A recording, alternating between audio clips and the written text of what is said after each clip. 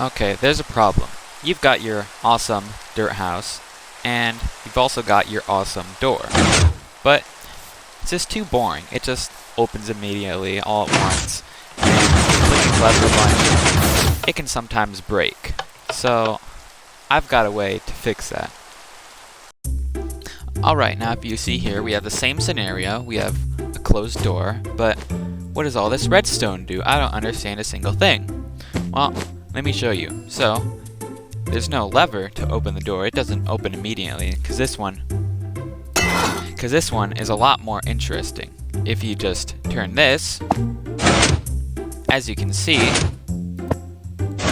the door will open one block at a time each time you turn it, and then close one block at a time each time you turn it. So, it's a lot more interesting than the previous one, and as far as I'm aware, there's absolutely no way to break it. But, oh no, you're on the inside, and now the door is left open. Well, if you come back over here, we've got two levers. This first one, if you flip it upwards, as you can see, it will close the door for you. So that way no one can get in. It'll lock it shut. But then, say you're inside your base and then your friend comes along and they're like, I'm gonna close this door, and now you're gonna be locked in. Well, there's a solution for that too. This bottom lever, if you flick it down, it'll lock the door open. So that way, you can reopen the door from the outside, unflick that lever, and it works as normal. But let's just say you have some friend that you don't want in your base, and you didn't tell them how to open the door. So they just come over here and they say, ooh, your valuable golden axe. And they take it. Luckily, there's a thing for that too. When there's no item in the item frame, it'll close it shut. So, yeah, that's how this works, and if we can go inside the circuits here, I can show you how it all works. Okay, so this is all the brains of it. I can explain it all first and then show you how to build it. So, this is where the input is. The comparator detects the state of the item in the item frame, as you can see, and it will give an output accordingly through this purple, well, wiring. What the purple part does is it takes the level of the redstone wire and turns it into what state the door should be in.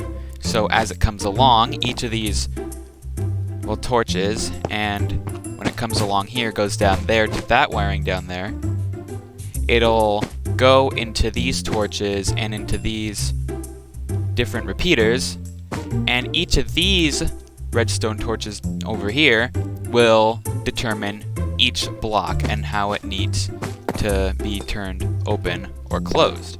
So if we come over here to the front and let's flick it 2 times, as you can see,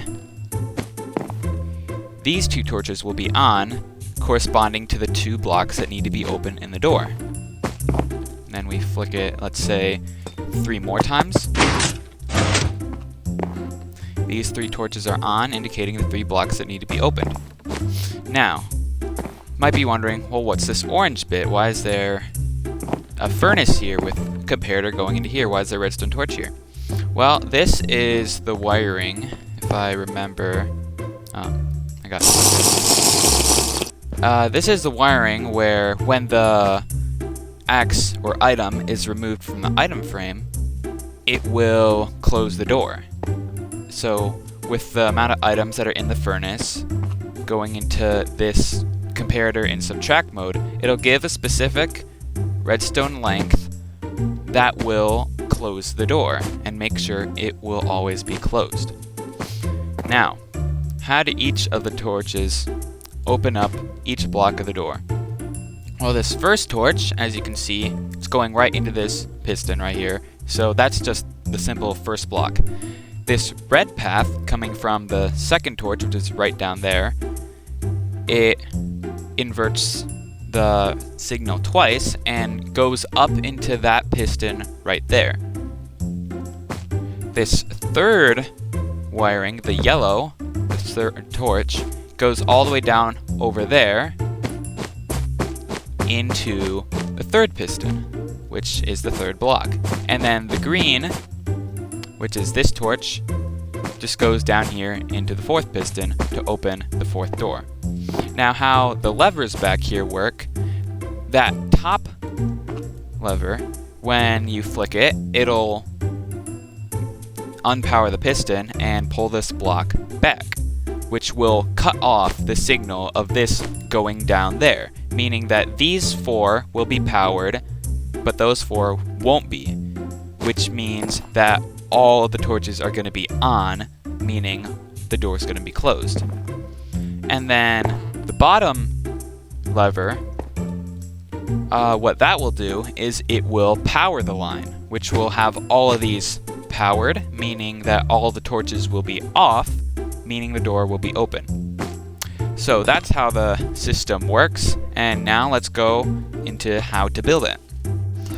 Alright, so these are the materials that you'll need for the build. 30 redstone dust, 13 redstone torches, 5 redstone repeaters, 4 redstone comparators, 2 target blocks, 5 sticky pistons, 1 furnace, 1 item frame, and 2 levers. Then you'll need about a stack of blocks for putting all of this stuff on top of, and then another stack and 48 of like any item that you'll need to put in the furnace during the build.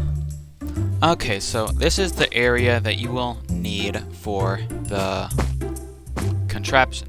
So this area is 4 by 8 blocks in its size, and this section 3 by 7, making the full area for what you need above ground, which will also need about 5 blocks, though the majority of it only really needs 3 blocks with 1 or 2 things sticking up above that. And then in this area, you will need to dig out 3 blocks deep, these 7 blocks, and have it go 1 block into the wall for everything that will be below the ground. And now I'll show you how to build it, and I'll show you how to build it layer by layer. Alright, so starting with the first layer, you'll need to start over in this corner where you go 1 block out and build 5 blocks over here like this, with 1 sticking out here. And then against the back wall, you'll need 5 blocks like that, with 1 sticking out here. Okay, now for the second layer, you will need 1 block here above there, 1 block right there above that, and then 1 block right here going there, then a redstone torch on that block with redstone wires going all on top of this, as well as a sticky piston on top of there like that. Alright, for the third layer, all you will need is redstone dust here and here, with a block on top of there, and a block on top of this torch right here. And now, the fourth layer. What you will need is a redstone dust on top of that block right there. You'll need a torch on top of that block, and then coming over here, you will need 3 redstone dust on this wall like this, and 3 blocks in that formation. Then in front of these, you will need 2 target blocks like that, as well as 4 redstone repeaters and a block right here. This redstone repeater will need to be set to 4 ticks, that one set to 1, this redstone repeater set to 2, and this redstone repeater set to 3. Then you will need 2 redstone dust in front of those, like that. You will need 4 blocks in front of those, like so. And then 4 redstone torches in front of those blocks. And then in front of this torch is where you will have the piston for this block, which will extend up like that. And that is what you'll need for the 4th layer. Alright, coming on to the 5th layer, you'll need a single block on top of that redstone torch right there. And then coming over here, you'll need one redstone comparator with a block in front of it and a redstone torch on that block, which you will need a comparator coming out of that in subtract mode with another comparator facing into there.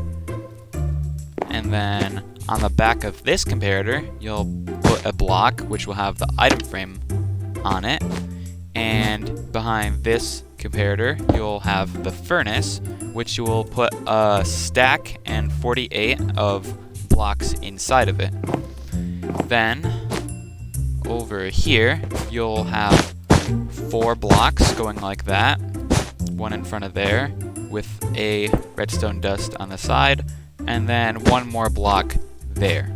Then in front of these 4 blocks, put 4 redstone torches, and in front of these repeaters, you'll have 1 redstone dust in front of each of them. Then on top of the 2nd torch, you will put a block and another block. And that will be it for the 5th layer.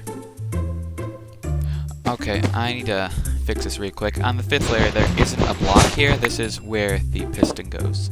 But anyways, moving on to the 6th layer, you will come over here and there will be 1 redstone dust here, a block on top of that comparator, a comparator coming out of that, and then 4 redstone dusts. I guess I didn't put a dust down there. There has to be one down there too.